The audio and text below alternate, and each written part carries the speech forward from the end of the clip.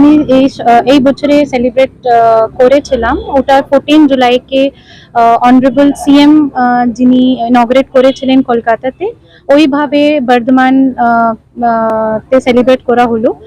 ওটা সেলিব্রেট করা হয়েছিল আউসগ্রাম ওয়ানে in the presence of MoS madam, Kalita Majhi madam, R ADM development সাহেব ওখানে ছিলেন।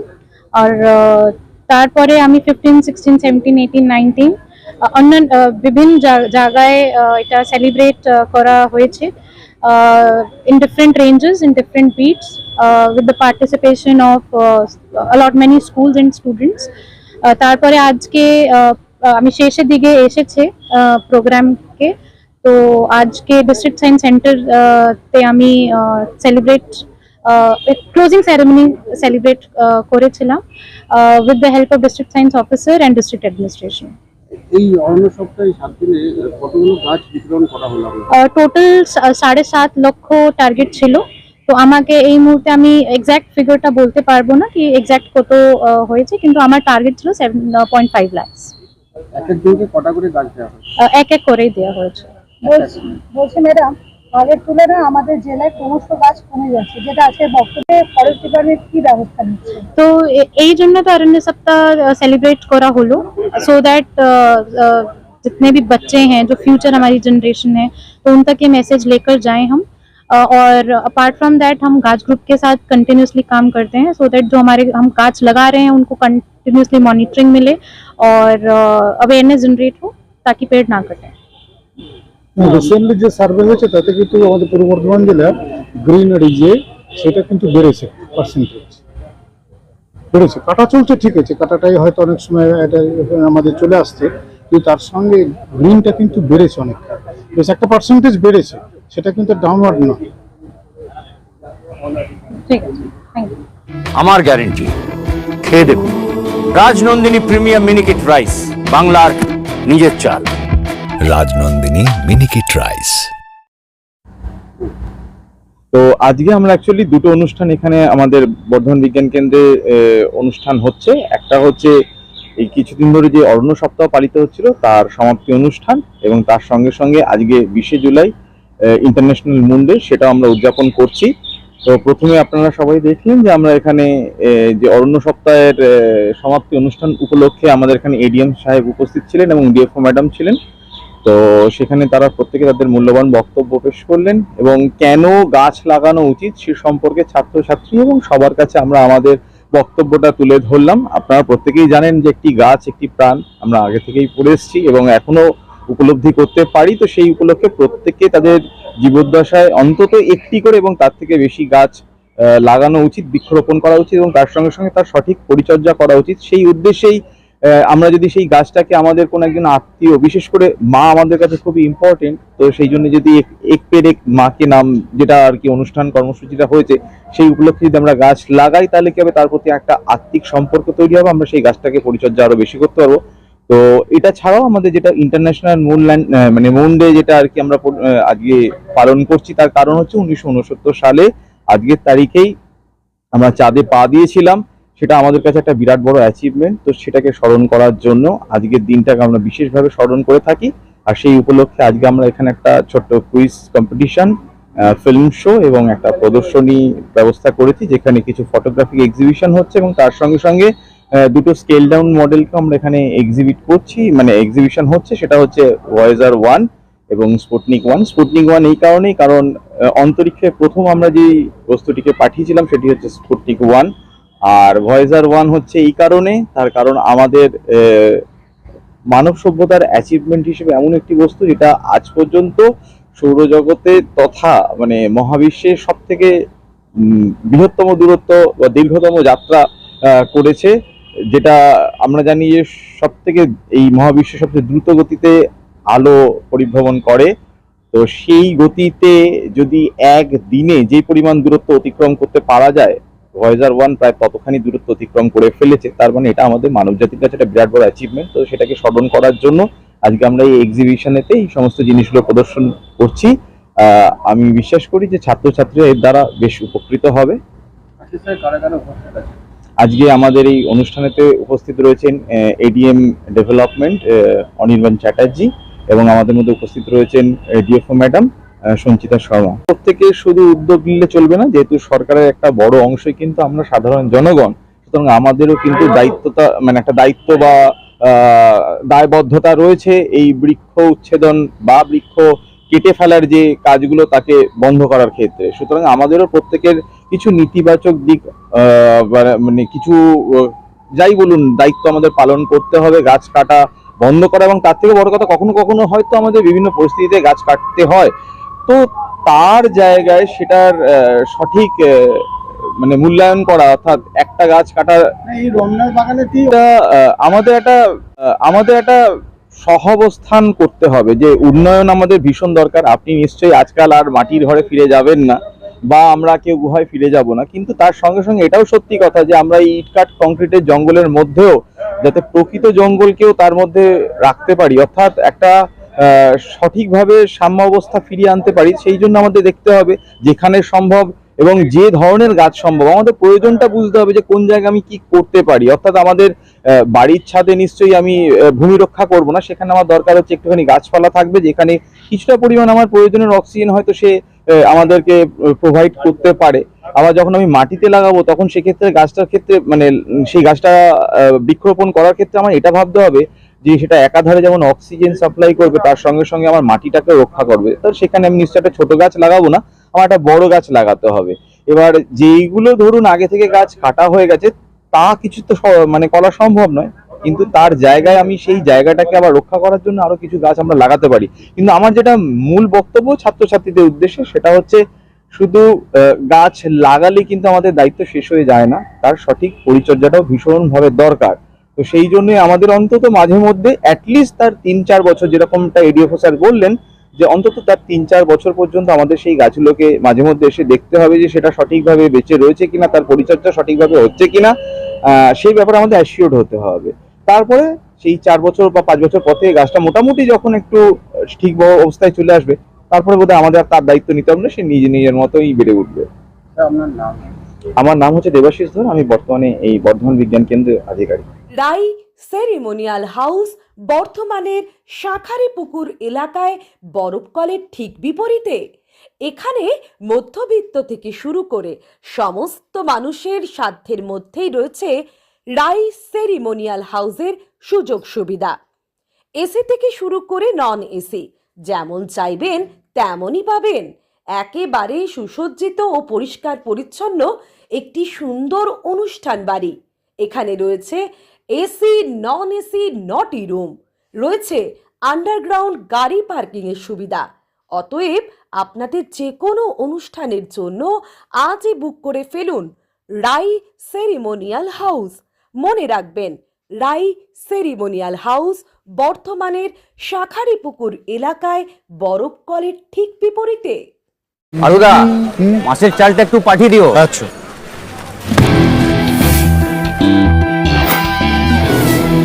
বাঁশকাঠি না মিনিকেট?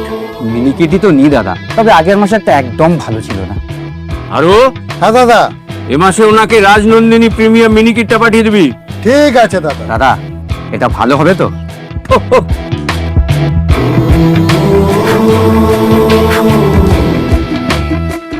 আমার গ্যারেন্টি, খেয়ে দেখুন। সবাই বলে সঠিক চাল সঠিক ভাত, আমি বলি ভালো চাল ভালো ভাত। রাজনন্দিনী প্রিমিয়াম মিনিকেট রাইস, বাংলার নিজের চাল। রাজনন্দিনী মিনিকেট রাইস, বাংলার নিজের চাল। প্রথমে আমার আজকে সভাকক্ষে গুরুজন আছেন তাদেরকে আমি আমার সশ্রদ্ধ প্রণাম জানাই। সভাকক্ষে যারা আমার গুরুজন আছেন তাদেরকেও আমার প্রণাম এবং ছোটদেরকে আমার অন্তরের অন্তঃস্থ থেকে ভালোবাসা। এই সুন্দর সভাকক্ষে কেন উঠে এলাম যে আমি কিছু বলতে চাই। আমার সিনিয়র গুরুজন স্যাররা অনেক কিছু সুন্দর সুন্দর ব্যাখ্যা দিয়ে সারা জীবনের অভিজ্ঞতা কিন্তু আপনাদের কাছে ব্যক্ত করে গেছেন, যেটা আমাদের কাছে যদি ভেতরে আমরা ঢুকিয়ে নিই তাহলে আমাদের প্রত্যেকটা যারা আমরা ছোট আছি আমার গুরুজনদের থেকে আমাদের সারা জীবনের কাজে লাগবে এবং আমরা নেক্সট প্রজন্মের জন্য কিন্তু সেটা করে যেতে পারবো। আমি এই সভাকক্ষে কেন বলছি কিছু বলতে চাই। আমার বাবা আমাদের প্রত্যেকটা ভাইয়ের জন্য বাড়ি করার জন্য কিছুটা জায়গা বাসস্থানের জন্য রেখে গেছেন। আমার নিজের জীবনে আমার বাবা আমার যে জমিটা আমার জন্য রেখেছেন নিজের হাতে আমার বাবা গাছ লাগিয়েছিলেন। তা আমি যেই বাড়িটায় থাকি আমার দুটো সন্তান আছে, কন্যা সন্তান আছে। আমি নিজে কিন্তু একটা টিনের বাড়িতে থাকি, যে ওই গাছগুলো কাটবো না বলে। এবং প্রতিদিন, আমার বাবা 2023 সালে মারা যায়, প্রতিদিন আমি ঘুম থেকে উঠে এবং রাত পর্যন্ত অনুভব করি যে আমার বাবা বেঁচে আছেন। আর এই যে সরকার প্রোগ্রামটা নিয়েছে যে একটি গাছ মায়ের নামে, স্যাররা অনেক সুন্দর সুন্দর বুঝিয়ে বলে গেছেন, কিন্তু আমি আমার নিজের বাস্তব জীবনের অভিজ্ঞতা বলছি যে আমি প্রতিদিন অনুভব করি আমার বাবা বেঁচে আছে গাছের মধ্যে দিয়ে। তা প্রত্যেক ছোটরা যারা আছে নতুন প্রজন্মের, তারা যদি এই ভাবনা নিয়ে মায়ের নামে এবং বাবার নামে সত্যি করে যদি গাছকে ভালোবাসবো, কারোর হয়তো বাবা মা চিরস্থায়ী নয়, কিন্তু যেদিন বাবা কিংবা মা চলে যাবেন, ওই গাছটাকে যদি বাবার মতো কিংবা মায়ের মতো ভালোবেসে থাকো, প্রত্যেকদিন অনুভূতি করে যে বাবা এবং মা বেঁচে আছেন। আমি কেন ব্যক্ত করলাম যে স্যাররা যে জিনিসগুলো বলে গেলেন, সত্যি গাছ নিঃস্বার্থভাবে প্রতিটা সেকেন্ডে আমাদের জন্য, মানে প্রতিটা সেকেন্ডে সে সূর্যের প্রখর তেজ সহ্য করে, ঝড় বৃষ্টি সহ্য করে সে আমাদের জন্য প্রতিনিয়ত অক্সিজেন দিচ্ছেন। একমাত্র পৃথিবীতেই গাছ যে, যার জন্য আমরা এই যে এখনটায় বেঁচে আছি এবং দাঁড়িয়ে আছি। যখন একজন মানুষ মৃত্যু শয্যায় হসপিটালে ভর্তি থাকে, তখনই কিন্তু অক্সিজেনের মূল্য বোঝা যায়, যে অক্সিজেন সিলিন্ডার থেকে অক্সিজেন পাইপটা নাকে না দিলে সেই মানুষটা মারা যায়। সকলকে আমি আমার এই ছোট্ট অভিজ্ঞতাটা শেয়ার করলাম যে সত্যি করে অন্তর থেকে যদি বাবা মাকে ভালোবাসেন, সন্তানের মতো গাছকে ভালোবাসলে দেখবেন নিজের দিনটা এবং জীবনটা সুন্দর কাটবে। আর অনেকটাই আবেগপ্রবণ হয়ে গেছি, যদি আমার কথাগুলো ভেতর থেকে কারোর হয়, আমি মনে করি গোটা পৃথিবীটা সুন্দর হবে এবং আগামী প্রজন্ম ভালো থাকবে। আমি আমার ছোট্ট শেয়ার সকলের কাছে করলাম এবং প্রত্যেকে নমস্কার এবং অভিনন্দন। প্রত্যেককে নমস্কার। আজকে আমার দুটো পাওনা হলো, একটা তো অরণ্য সপ্তাহের জন্য এসছি, আর একটা হচ্ছে ইন্টারন্যাশনাল মুন ডে। ঠিক আছে, মানে আমার দুটো পাওনা হয়েছে। ঠিক আছে, তো এবার ঘটনা হচ্ছে আমি ফরেস্ট ডিপার্টমেন্ট থেকে এসছি, আমি এডিও বর্ধমান ডিভিশন। আমাকে কিছু বলতে বলা হয়েছে এবং কি বলবো, অরণ্য সপ্তাহ নিয়ে বলবো। ঠিক আছে, এবার ঘটনা হচ্ছে কি, আমাদের যে প্রোগ্রামের সঙ্গে আমাদের একটা ক্যাচ লাইন আছে, একটি গাছ মায়ের নামে। ওয়াই মায়ের নামে কেন? জেনারেলি আমরা দেখেছি আমাদের প্রত্যেকের একটা করে নাম থাকে। এবার গাছ কাটার সময় আমরা সত্যি নির্বিচারে গাছ কাটি, কিন্তু যদি ওই গাছটার নামকরণ করা হয় আমার নিজের কোনো ভালোবাসার লোকের, তাহলে সেই গাছটা কাটতে বোধহয় আমাদের একটু কষ্ট হবে। ঠিক আছে, ফর দ্যাট এই জিনিসটা, অর্থাৎ একটি গাছ মায়ের নামে, এই কনসেপ্টটা এসছে। থেকে 20 জুলাই বিভিন্ন প্রোগ্রামে গেছি, এটা আমাদের আজকের লাস্ট প্রোগ্রাম। মানে এই প্রোগ্রামটা কিন্তু শেষ হইয়াও হইল না শেষ, এরকম ব্যাপার। কারণ আমাদের যে গাছ লাগাতে হবে সেই গাছটাকে প্রতিপালন করতে হবে, যত্ন করতে হবে। 1 বছর 2 বছর 3 বছর যদি আমরা যত্ন করি, তাহলে কি হবে, গাছটা নিজের মতো পরে, অর্থাৎ 4 বছর থেকে সে নিজের মতো করে বাড়তে থাকবে। কিন্তু তার আগে আমাকে কিছুটা পরিচর্যা করতে হবে। তা সেই পরিচর্যার ব্যাপারটা কি, যে আমাদের নিয়ম মতো একটু জল দিতে হবে, একটু সার দিতে হবে, চারিদিকটা একটু যাতে মাটিটা একটু খোঁড়াখুড়ি যদি করে দেওয়া যায় খুব ভালো হবে। যদি কোনো পোকা ইনসেক্ট যদি অ্যাট্রাক্ট করে সেটাকে একটু যদি বাঁচানো যায়। তা এইগুলো হচ্ছে আমাদের ছোটোখাটো পরিচর্যা, মানে এর জন্য বিশাল কিছু একটা দরকার পড়বে তা কিন্তু নয়। ঠিক আছে, এবার যেটা আমার মনে হচ্ছে যে আমরা বোধহয় ফরেস্টের থেকে দূরে চলে যাচ্ছি, বা ফরেস্ট আমাদের থেকে দূরে চলে যাচ্ছে, আমরা বুঝতে পারছি না। কারণ আমাদের জনসংখ্যাটা এতভাবেই বাড়ছে, এবং আমাদের এডিএম সাহেব বললেন যে বর্ধমানে সত্যিই জায়গা নেই। আমিও দেখেছি রাস্তার ধারে জায়গা নেই। ঠিক আছে, যদি একটু কলকাতার দিকে দেওয়া হয় তো কিচ্ছু জায়গা নেই। আগে রাস্তার ধারে যেটা মাটির একটা জায়গা থাকতো, সেগুলো এখন সব কংক্রিটাইজ হয়ে গেছে। তাহলে সেখানেও যে দুটো ছোট আপনি ফুলের গাছ লাগাবেন, সেইটা লাগানোরও জায়গা নেই, পুরোটাই কংক্রিটাইজ হয়ে যাচ্ছে, মানে রাস্তায় তো নেই। সেইটাকে না করলে আবার রাস্তাটা চওড়া হবে না। তা এই যে জিনিসগুলো হচ্ছে, তাহলে কি হচ্ছে, তাতে আমাদের জায়গাটা কমে যাচ্ছে, ক্রমশ কমে যাচ্ছে। এবং আমরা যদি এখন একটা গাছ লাগাই, এডিএম সাহেব খুব স্পষ্টভাবে বলেছেন যে কিছুদিন বাদে গিয়ে সেই গাছটা খুঁজে পাওয়া যাচ্ছে না। তার কারণ হচ্ছে কোনো না কোনো উন্নয়ন প্রকল্পের জন্য গাছটা কাটা হয়েছে, ফর দ্য সেক অফ উন্নয়ন।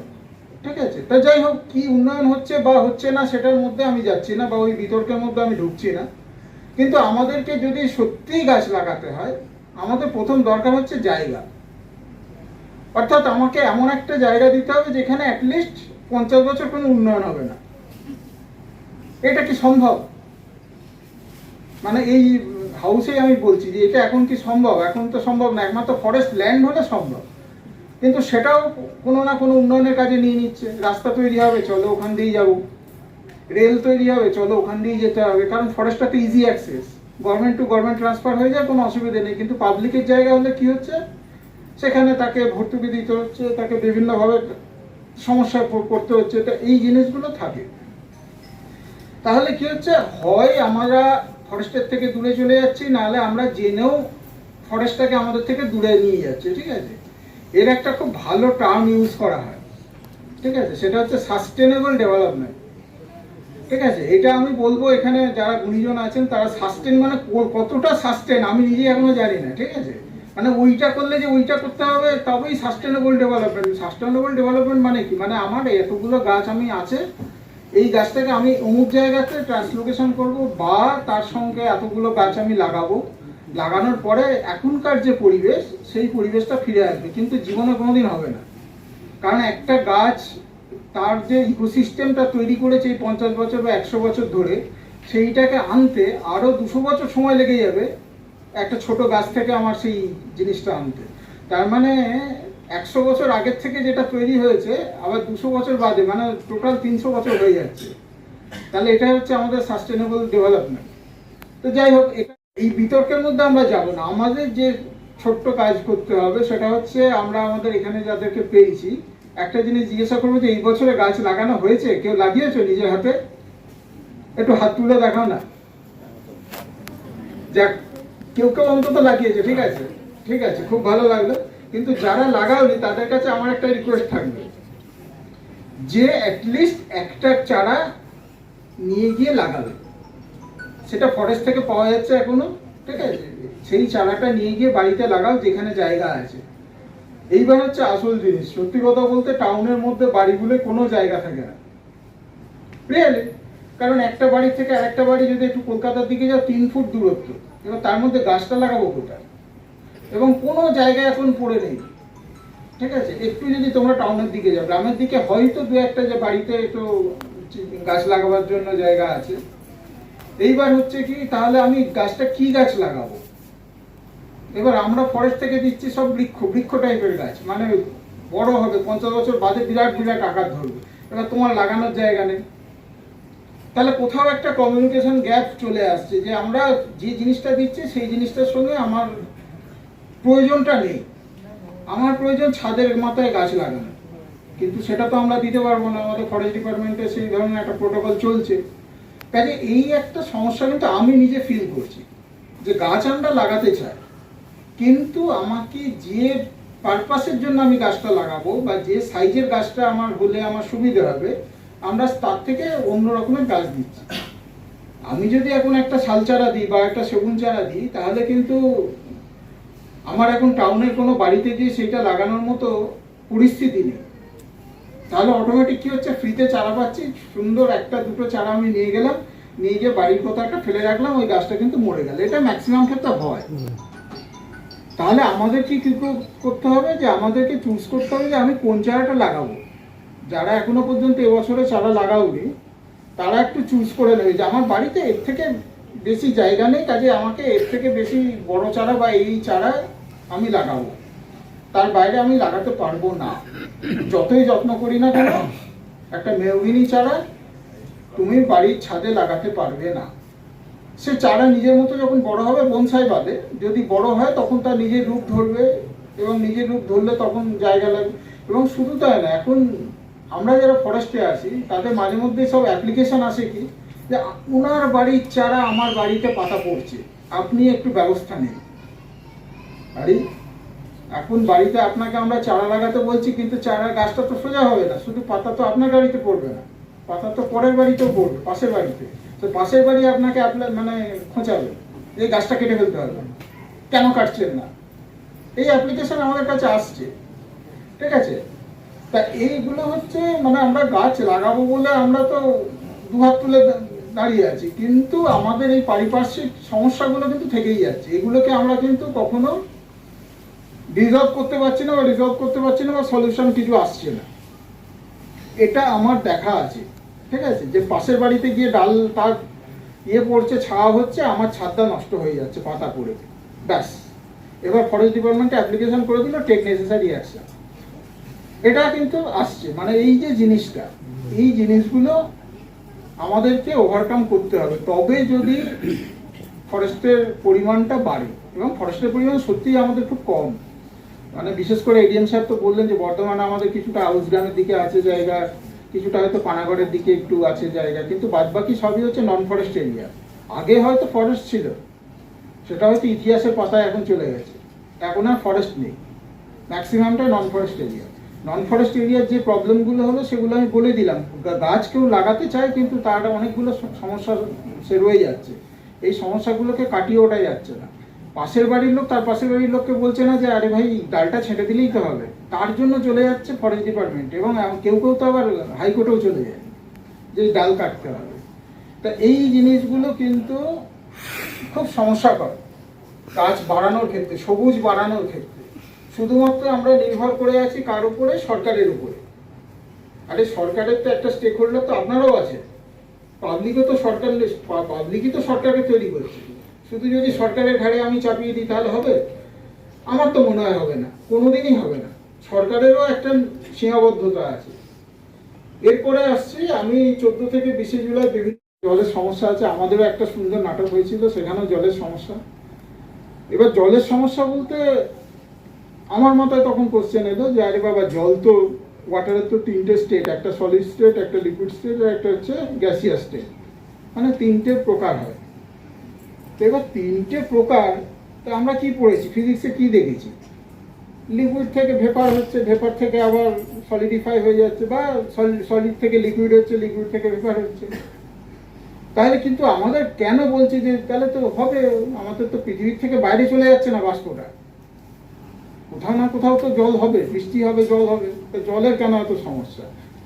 এই জলটা হচ্ছে ড্রিঙ্কিং ওয়াটার বা পোর্টেবল ওয়াটার, অর্থাৎ পৃথিবীর পেটের মধ্যে আমাদের বেশ কিছু জল আছে, সেই জলটার খুব সমস্যা হচ্ছে, সেই জলটার পরিমাণটা ক্রমশ কমছে এবং পৃথিবীর মধ্যে যাচ্ছে না। অর্থাৎ পৃথিবীর পেটের মধ্যে যে জলটা আছে সেই জলটা কিন্তু পৃথিবীর পেটের মধ্যে যেতে পারছে না।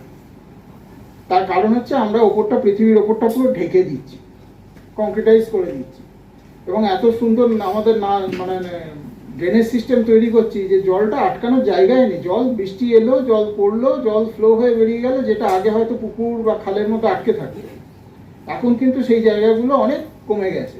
এখন বড় বড় আমাদের সুন্দর ড্রেনিং সিস্টেম হয়ে গেছে, একদম বৃষ্টি পড়লো সাঁ করে জল চলে গেল, ফর দ্য সেক অফ উন্নয়ন, কোনো অসুবিধা নেই। এবার আমরা পৃথিবীর পেটের মধ্যে জলটা ঢোকাতে পারছি না, এটা একটা প্রবলেম। দ্বিতীয় প্রবলেম কি হচ্ছে, মানে আমাদের কাছে প্রত্যেকের কাছে তো মোবাইল ফোন ইউজ করি, আমরা করি তো, মানে এক একজনের কাছে এখন 5টা 6টা করেও আছে হয়তো। এবার মোবাইল ফোনের সঙ্গে জলের কি সম্পর্ক? তারও একটা সম্পর্ক আছে। ম্যাক্সিমাম এখন জল ইউজ করছে কমার্শিয়াল ইনস্টিটিউশনগুলো, যারা আমরা যেমন এআই বলি না, মানে আর্টিফিশিয়াল ইন্টেলিজেন্স, তার একটা কুপ্রভাব হচ্ছে জলের উপরে। এবং সেই জলটা কিভাবে আমরা যত ইউজ করছি চ্যাট জিপিটি বা জেমিনি বা ওই জাতীয় জিনিস, তারা আমাদেরকে ওই উত্তরগুলো দেওয়ার জন্য তাদের মেশিনারিকে চালাতে হচ্ছে, তারা এখানে বসে নেই। সেই মেশিনারি চালাতে গিয়ে সেই মেশিনারি ভীষণভাবে গরম হয়ে যায়, তাদেরকে সারাদিন জলে রান করাতে হয়। ফলে কি হচ্ছে, আমাদের জলের ইউজটা ওখানেই চলে যাচ্ছে। মানে একটা শহর যতটা জল লাগে, অলমোস্ট ততটাই জল লাগে একটা সার্ভার সেন্টার চালাতে। তাহলে কি হচ্ছে, আমরা যত মোবাইলে আমরা জেমিনি বা চ্যাট জিপিটিকে বলবো যে এটা করে দাও, ওটা করে দাও, সেটা করে দাও, তত বেশি কিন্তু আমরা নিজের অজান্তেই জলের ব্যবহারটা বাড়িয়ে দিচ্ছি। কারণ চ্যাট জিপিটি বা জেমিনি আমাকে কি করবে, খুব তাড়াতাড়ি ওরা চায়, মেশিন চাই কি যে আমার সলিউশনটা যাতে আমি দেখতে পাই। এবং যখন দেখলাম আমি তো খুব খুশি হলাম, আমি তো কিছু করছি না, আমি তো দারুণ একেবারে জল একেবারে ইয়ে করে রাখছি। কিন্তু ঘটনা হচ্ছে কি, প্যাসিভ ওয়েতে আমরা ওইখানে জল ইউজ করে নিচ্ছি। তো এটা একটা ভাবার বিষয় আছে, বা হয়তো আমাদের এই লেভেল থেকে ভাবলে হবে না, এটা আরেকটু পলিসি লেভেল থেকে, পলিসি ম্যাটারে ভাবলে হবে। আমাদের যেটুকুনি দরকার হচ্ছে গাছ আমাদের লাগাতে হবে। যে ডিএফও ম্যাডাম আছেন, সায়েন্স অফিসার আছেন, তোমরা যারা আছো, বর্ধমান এমন একটা জেলা, তোমরা তো পূর্ব বর্ধমানে থাকো, বর্ধমানের পূর্ব বর্ধমান বিশেষ করে এমন একটা জেলা যেখানে গাছপালার সংখ্যা সত্যি তুলনামূলকভাবে কম আছে। কিছু জায়গায় নিশ্চয়ই এই জায়গাটাতে আমরা দেখতে পাচ্ছি, কিন্তু সেটা প্যাচ ফরেস্ট আছে। যেমন আয়ুষ গ্রামে আমরা দেখতে পাই কিছুটা ফরেস্ট আছে, যেটা আগে ছিল না।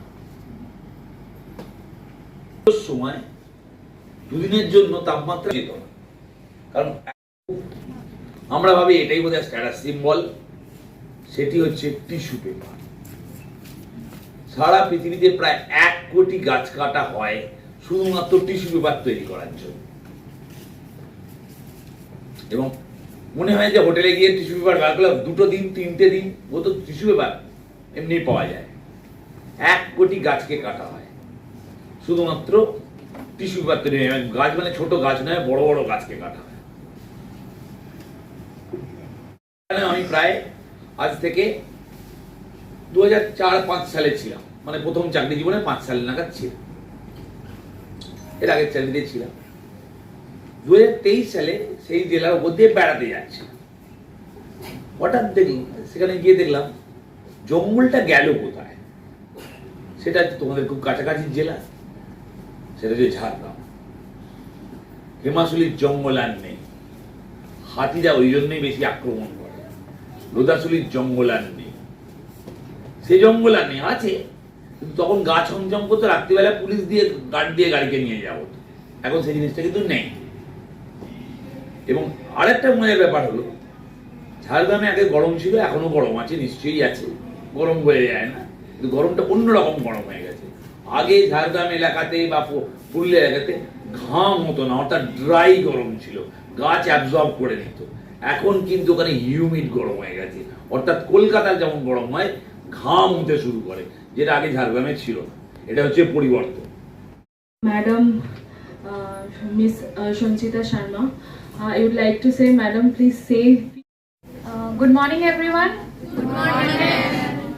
आवाज नहीं आई? Good morning.